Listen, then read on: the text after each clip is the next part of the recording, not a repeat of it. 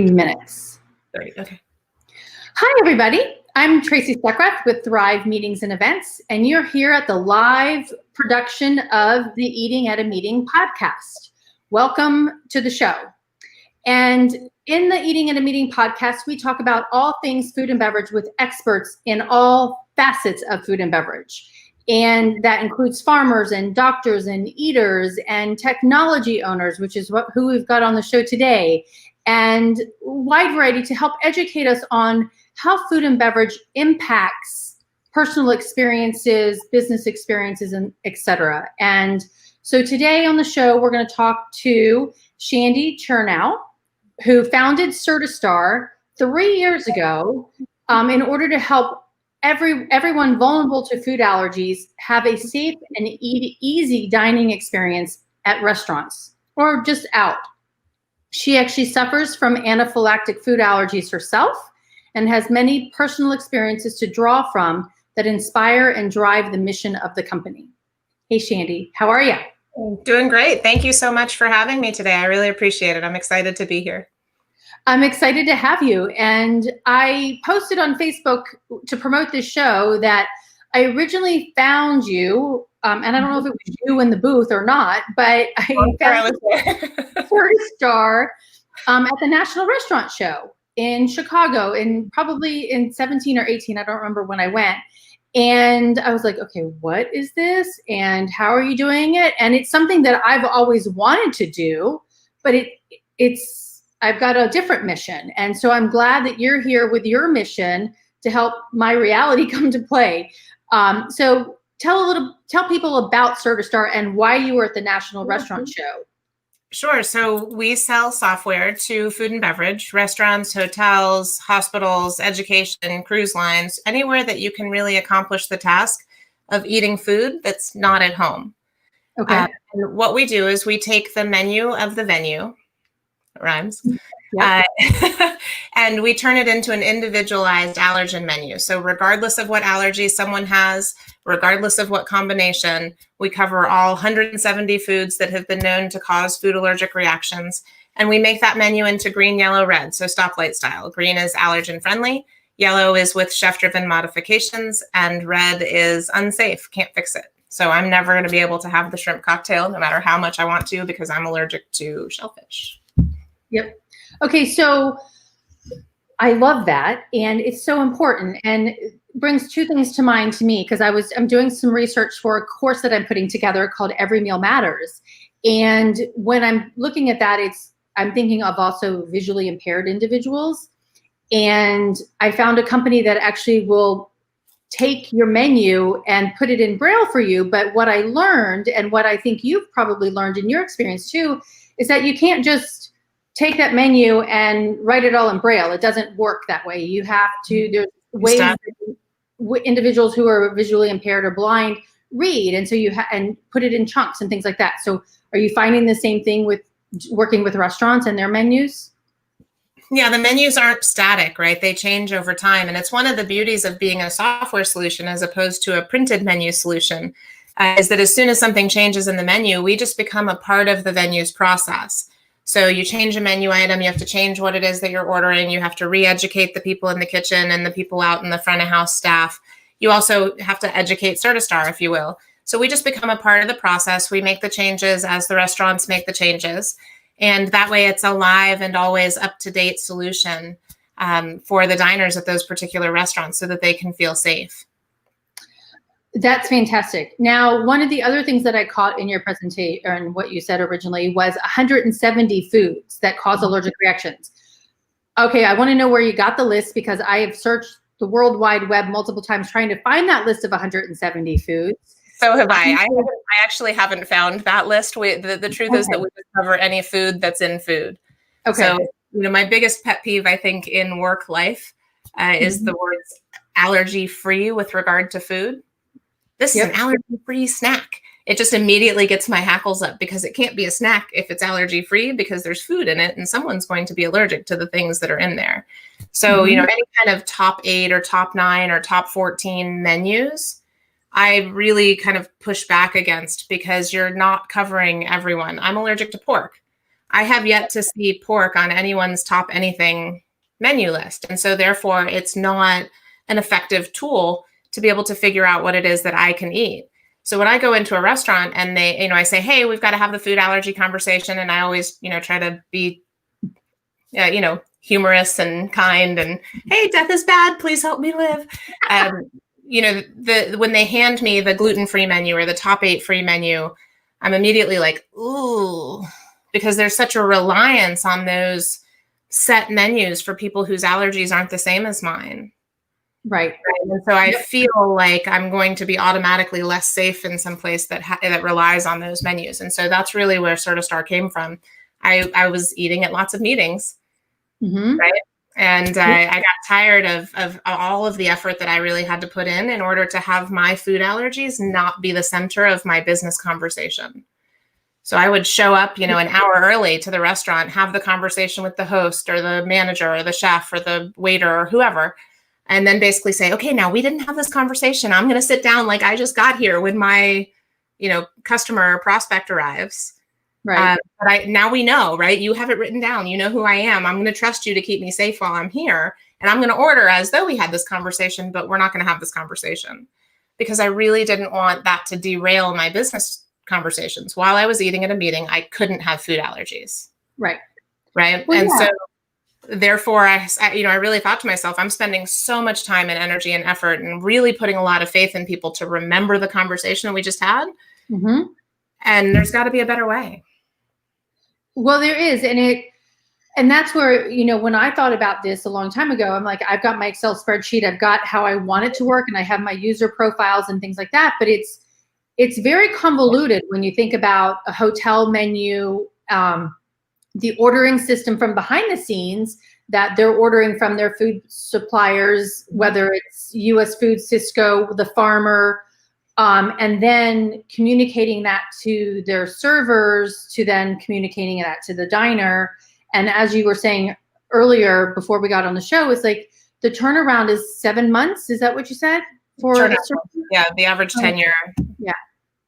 And so you're constantly having to train, which is really, really important, but to train all the time. I mean, that's the essence of life, I think, too.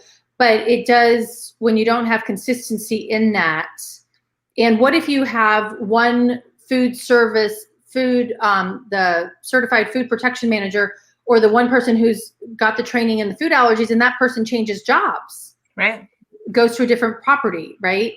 So it does make sure, I think, the consistency of the messaging across the board.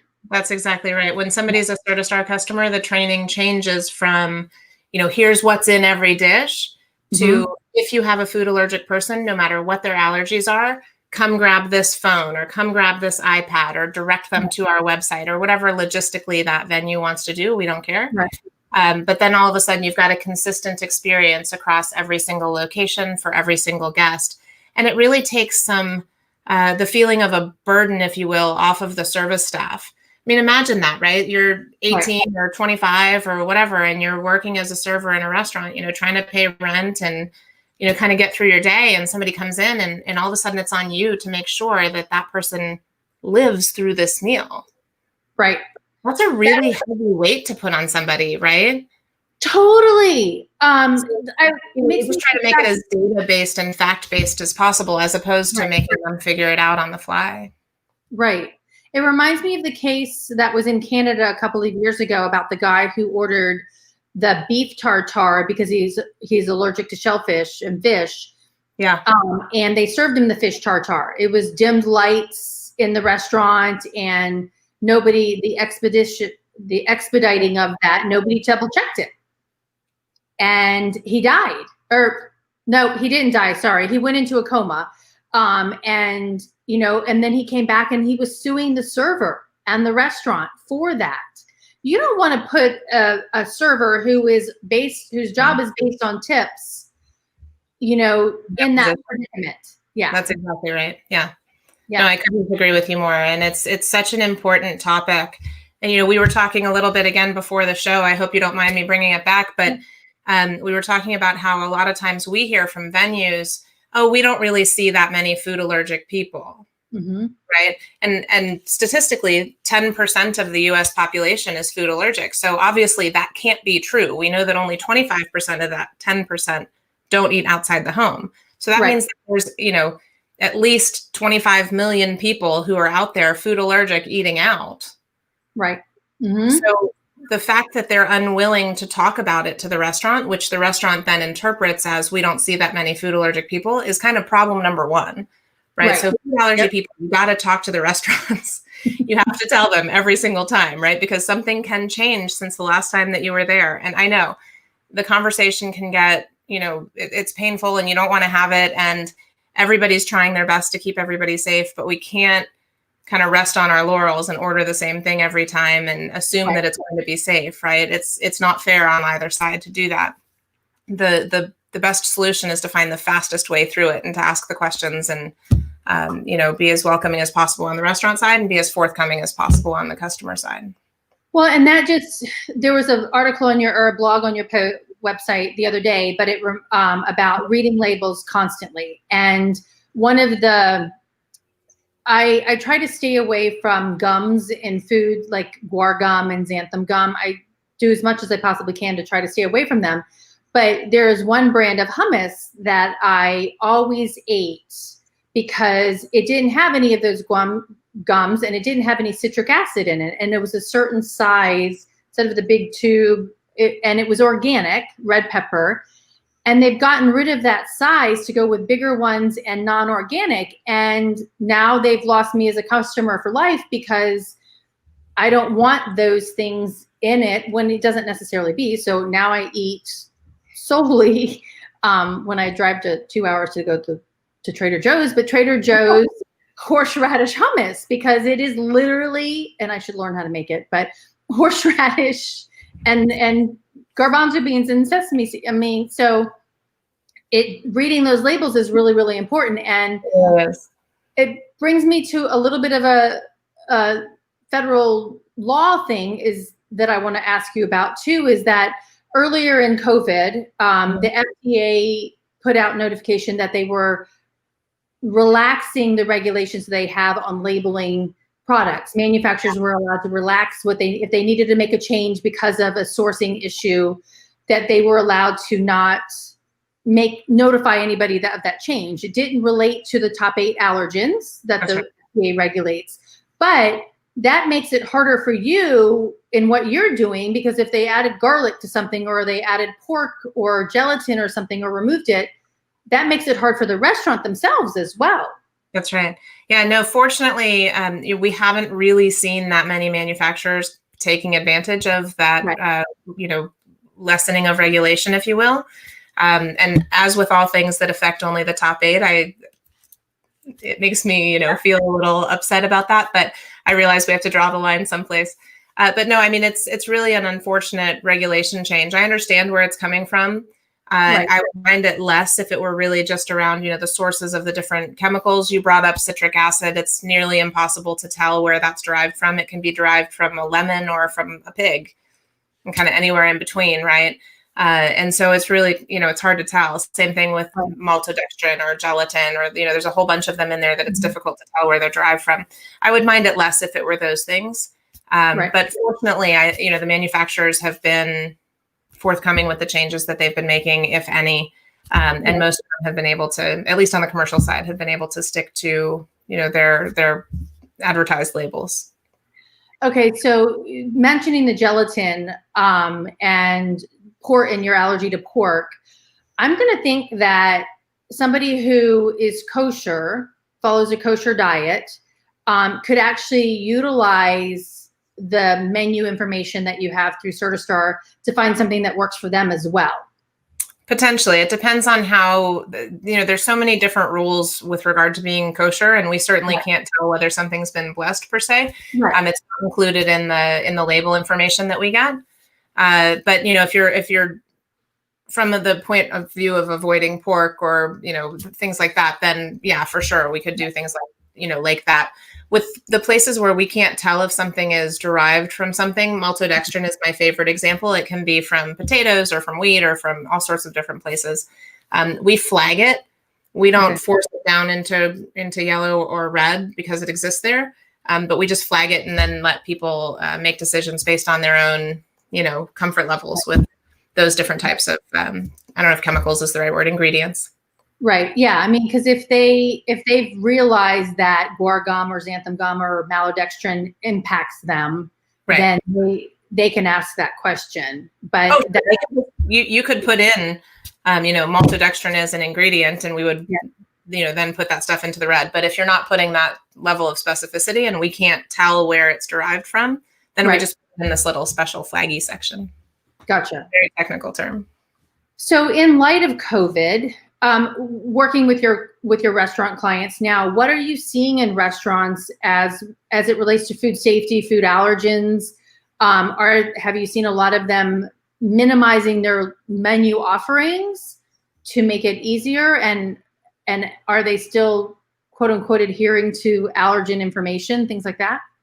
Yeah, actually, from a food allergy perspective, I'm a fan of all the new food safety regulations and steps that people are taking. I feel like now the rest of the world kind of understands a little bit better, what it is that we go through, right? Which is great. Yeah. So I hope that a lot of those things kind of stick moving forward. But I think that we've seen quite a bit of menu minimization, if you will, because, we've got lesser staff and more phone orders and more app orders. And it's certainly easier all around logistically to have less things on the menu. Also, from an ordering perspective, if there's something that someone can't get anymore, rather than substitute a lesser ingredient, let's remove that, off the menu for the time being and bring it back when COVID lets us have that thing back, whatever it may be.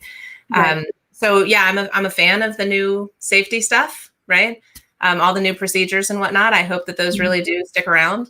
And we see that minimization of menus just a bit doesn't make us less helpful there. What we have heard is that with all the phone orders, having CertiStar is significantly, useful and helpful, because that food allergy conversation, that 8 to 12 minutes that you see tableside, doesn't get any shorter on the phone. And so when you become kind of single threaded, you've got a phone line or two that's available into the restaurant. The number of orders you can take in a day is really determined by how many phone calls can you take. And if those are, taken over by food allergy conversations that are all of a sudden taking 8 to 12 minutes to have, then you're seriously impacting your revenue or your revenue potential for the day. And so our CertiStar customers are not seeing that. They're not seeing those big, long conversations because they can direct people to their website, or they can look it up within, 30 seconds or something like that while they're on the phone. And so that amount of time is significantly lessened, which has been really great. It's been a kind of an unexpected benefit for us during COVID. Yeah, that actually is a really good benefit, because the thing is that a restaurant, a hotel, they want to minimize their risk, and having the information at hand and going back to the systems that they have.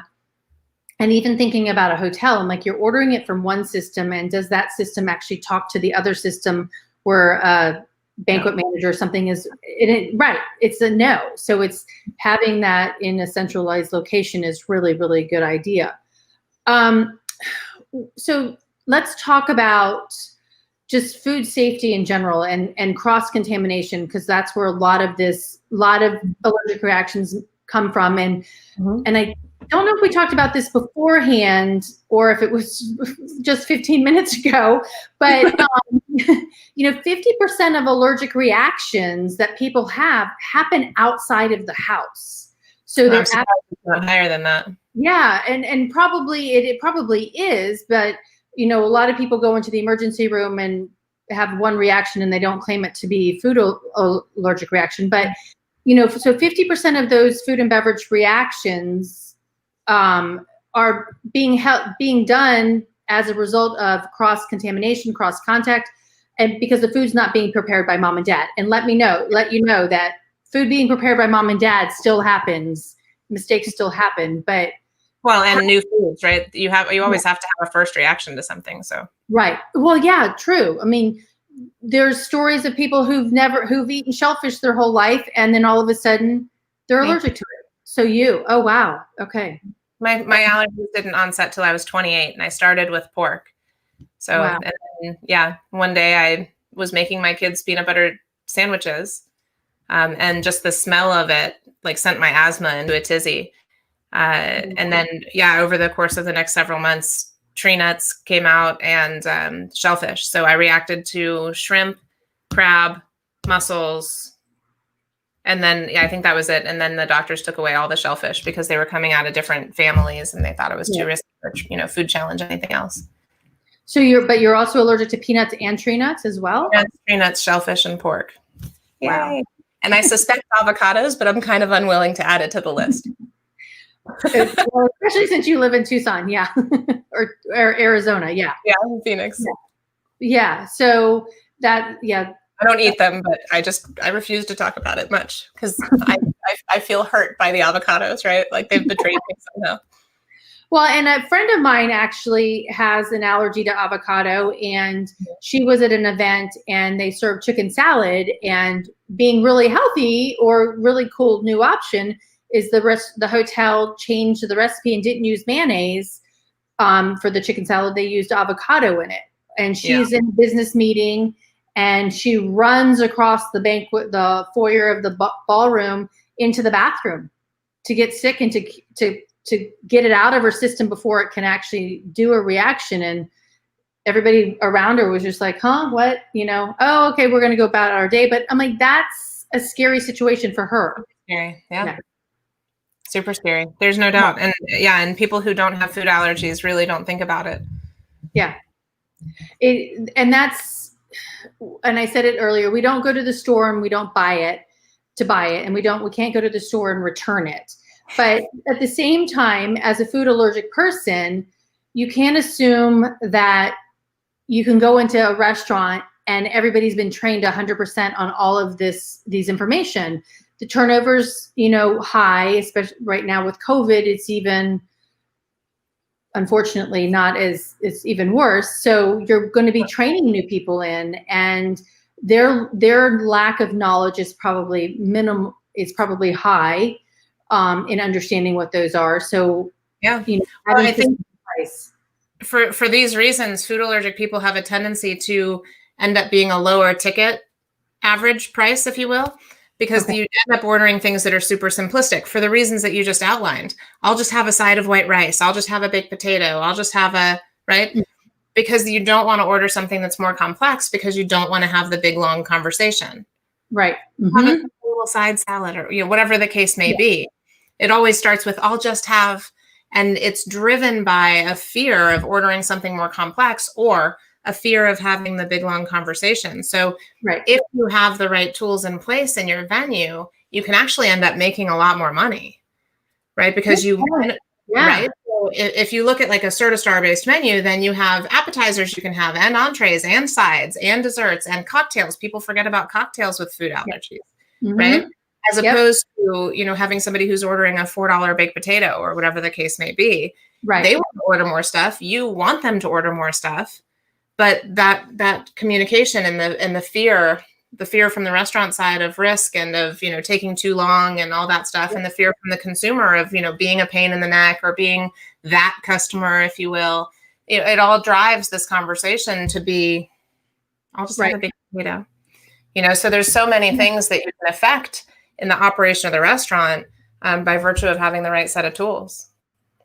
And as a server, a higher ticket gives you more tip. Amen. A food allergy person gives you a really high tip. Exactly. I mean, that's a really good point. I mean, because when you're eating out, and I am gone well above and beyond 20% for the people who have really gone above and beyond for you to make you feel safe. Exactly. And I'm tired of eating salad that just has shredded carrots and iceberg or romaine lettuce in it, which hopefully nobody's eating romaine right now. Yeah. Yeah.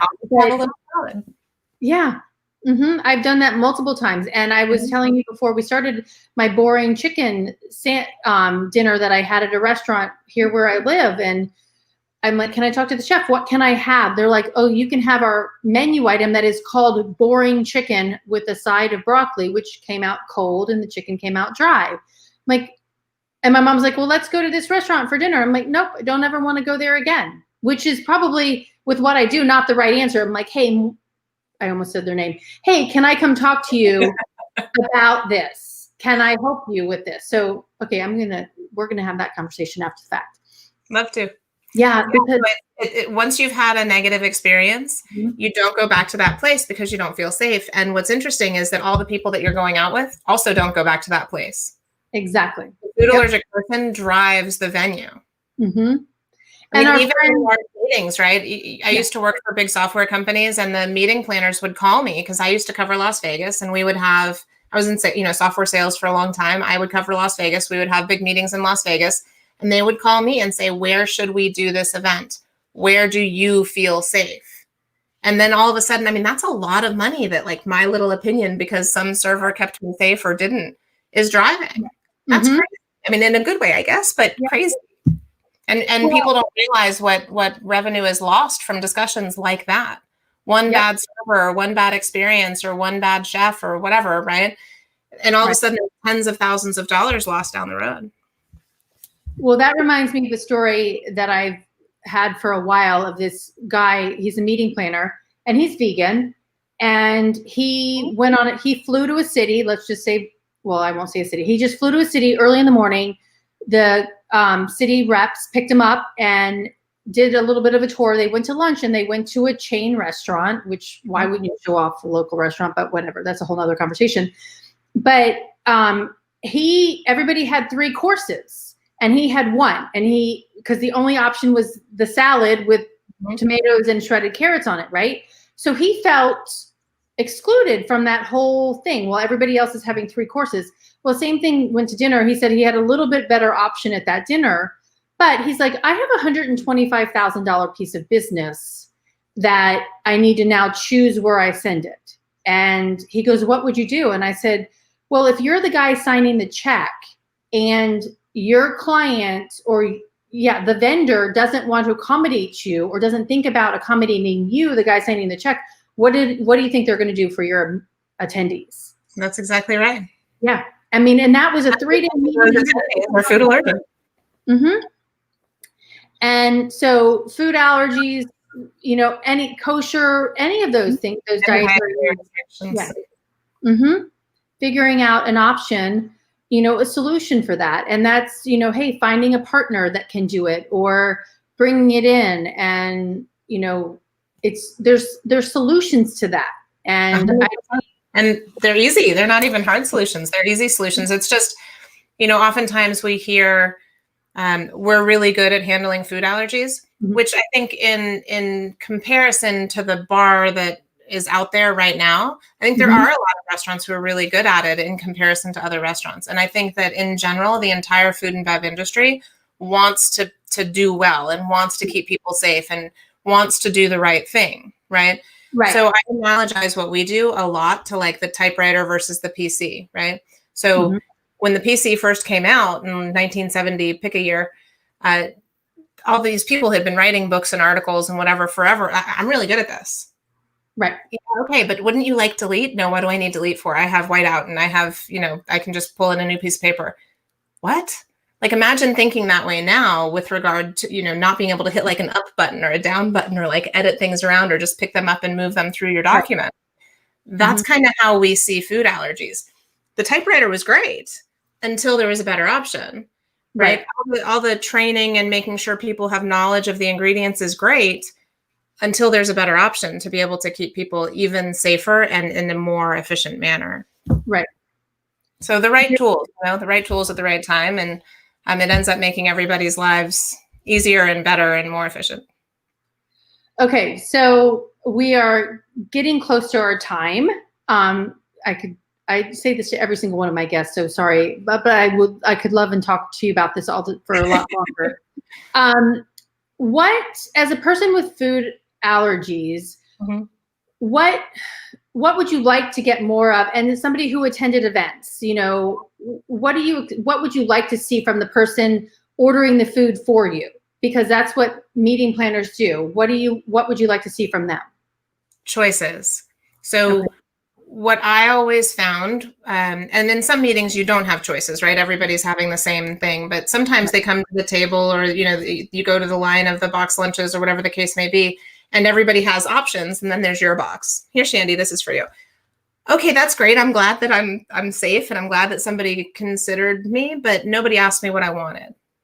Mm-hmm. Right? I've been assigned now this particular thing, and everyone else has choices for what it is that they're having. So you had mentioned with the gentleman who is vegan, he feels excluded and he feels, different.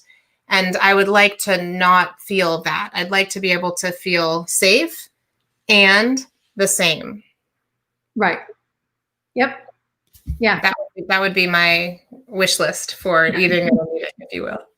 Yeah. No, I think that's really important, and it goes across when you're thinking about eating at a restaurant meeting, or because even as you as a former you're still a technology salesperson because that's what you're selling, but in your former job taking out clients, you want to be able to give choices to those people, and you wouldn't want to lose a piece of business because you didn't have choices and options to provide your customers or potential customers.